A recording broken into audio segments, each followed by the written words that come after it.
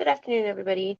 I'm sorry if there's a lot of outside noise. It seems that landscapers are doing uh, vac vacuuming, haha, lawn, mowing the grass. So I have these books. Basically, I'm just going to get right to it today because I'm so busy getting ready for everything with Fairy Blossom. And anyway, I have been waiting for some time to open these. One came last week, this one came yesterday, and then I have this bonus at the end, which is a backer for a Kickstarter, like a Kickstarter reward. I'm sorry also that I'm sniffing and sniffing and sniffing today, but my nose is running like crazy, presumably because the weather is being super crap. Anyway, I was just waiting, I guess, for these to come in. I don't even remember at this point what all the books are sometimes, but I just decided to open them all together. And what we're about to see. Oh, I don't know which one this is. The backer reward. This is, yes, Between Two Worlds.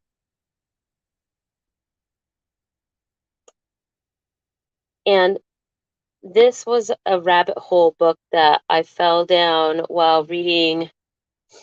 Oh boy, I can't remember if it was the Gates of Horn or maybe the fairy poetry. I don't remember exactly what it was I was reading, but this person was apparently, some kind of a Nandor or uh, occult person, and I don't know, last century, and had things to do with fairies and the Fairy Investigation Society and people involved therein. So I just found one of his books on Amazon and bought it. Kind of interested to just read and see what's in it. I tried to fix my camera holder as well. Hey, cool gamer. Hey, Xavier. Hi, guys.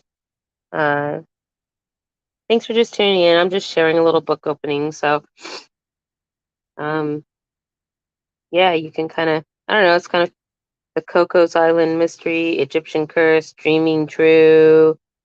Let's see. Through the Gate of Horn, Dark Side of Telepathy, Lo, the Incubus. So I don't know. Well, I guess The Rage That Burns the House Down, The Baltimore Poltergeist. I don't know. So there's just, I have no idea really what it's about, except for that this person was worth mentioning. And since it was not an expensive little rabbit hole to go down, The Goblin of the Loaf. Clearly, that's what I need to just start reading first, right? The Goblin of the Loaf. Oh, and it's very short. It's like 5 pages. I'm just going to put a little bookmark here. Okay, so this is cool. Got this one. And this one is from the UK. So I have a couple books coming from the UK, so I'm not entirely sure which one this is.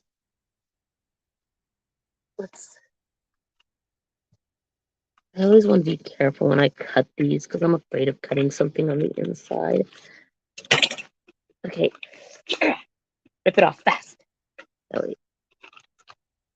Ooh, nice. Oh, stuffing in the package goes everywhere. There, those I thought it might be.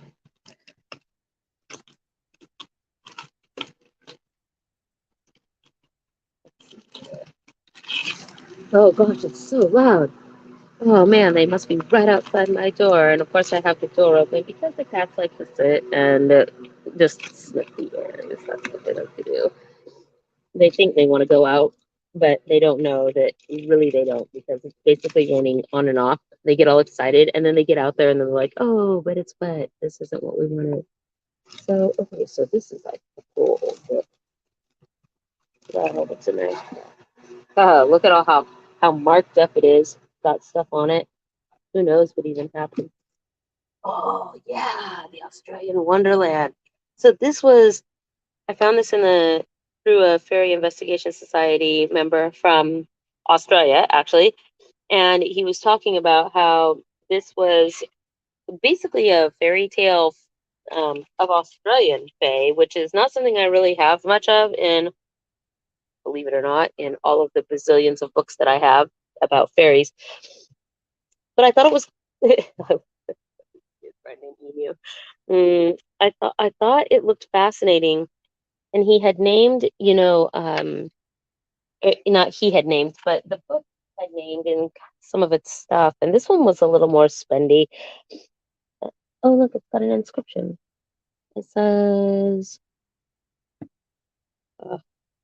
keep bumping that thing. Margaret something or other with Aunt Edie's love, July 22nd, 1902. That's over 100 years ago. Oh man, this book is old. 1902, 100 years, more than 100, 122 years, 120 years, sorry. But it had mentioned like fairy queens and stuff from Australia, and I guess we just don't ever really see or hear much about that. So I thought I would kind of. I'm sorry, it's a little bit crooked. He stood silent and astonished. I don't know, so I guess I thought I would get it. And look, it's was published in. I don't know if you guys can see this. Pretty small, but you 1899. Look at that. 1999. That's 100 years. 121 years. Then a fairy chain dedicated to little Fudu. I wonder if it's possible. Let me just zoom. Nope. How it all began. Crackjaw names. A strange ride in a queer cricket. An interview with Neptune. Profitable arithmetic. Real fairy caves. The duller head. Oh man.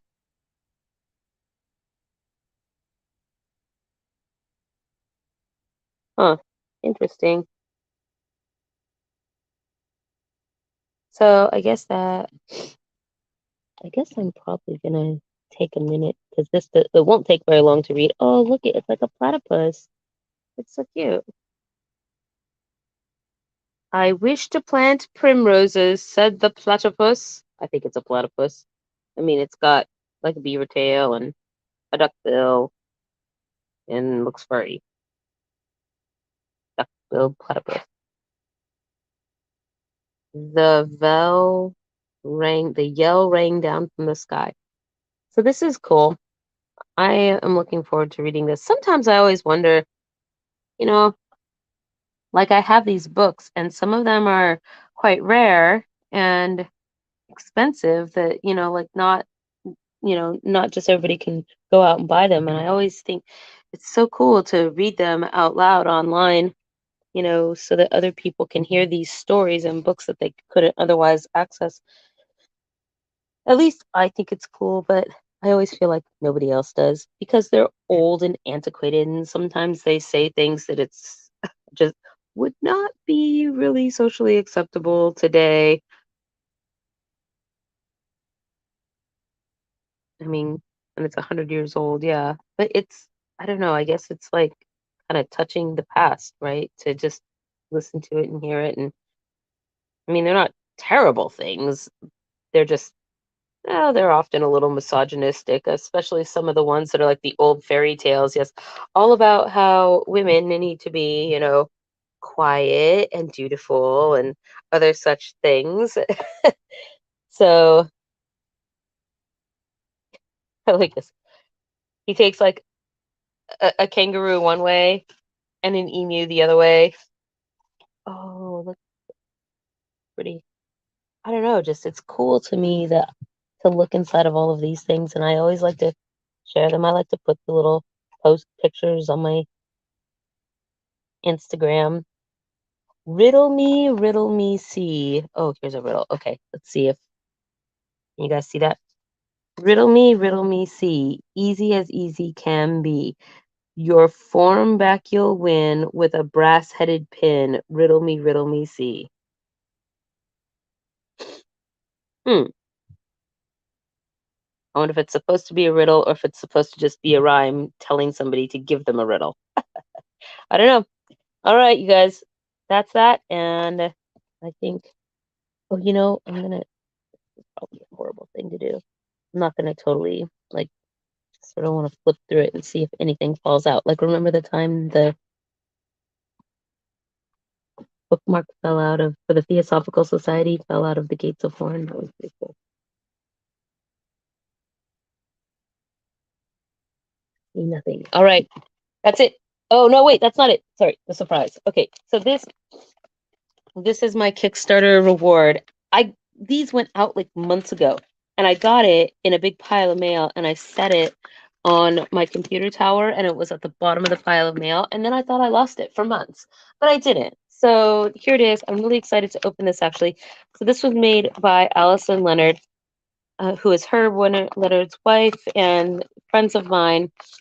And she basically, this was part of her Kickstarter so that she could buy I think a tumbler or a rock polisher because she's very much into rock hounding and making the wire jewelry and other such things. I don't know if this is a letter or an invoice. It is kind of a backer letter. Okay. Oh, she added an extra stone for me. Let's see. So this is, it says Daisy Lace Agate. A little about some of the stones you may receive depending on your rewards. So, ooh, wow. How does she even know which rocks to pick up? Look at the cool striations of that. So soft and smooth. Okay, I'm gonna set that there. Here it is.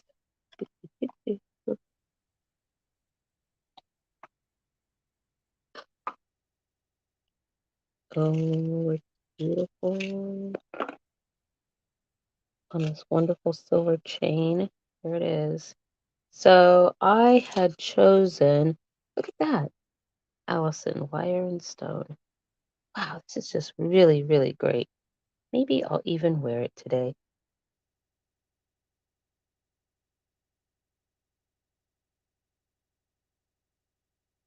I should wear it tomorrow. I don't really have anywhere to go today. This is just really beautiful. Thank you so much, Allison. And I'm sorry that it took me forever to figure out where I placed it. Like, so this is, I'm pretty sure that I requested a chrysocolla. Oh gosh, paper is blowing. This is a thing that I can't read because the wind in the fan is blowing it all around for me. There. Okay. A phyllosilicate mineral often found in rounded masses, vein fillings, or crusts. It is also made up of malachite, cuprite, quartz, azurite, and limonite. The meaning of the chrysocolla is communication, teaching, and transformation. So there were moonstones, geodes, agates, obsidian, petrified wood, and labradorite. So since I don't think it's pretty much any of those, I'm going with chrysocolla, which I love. So this is just absolutely, oh man, it's so beautiful. Just look at, I like this. We're gonna have another wire wrapper as well at Fairy Blossom this year, so that will be exciting, and hopefully I will not spend all of the monies ever. Thank you. This is really cool. I'm glad I could help out with that Kickstarter and get the things. So, all right, everybody. Now, that's actually all I have today. So, thank you for tuning in. I love you all. Bye.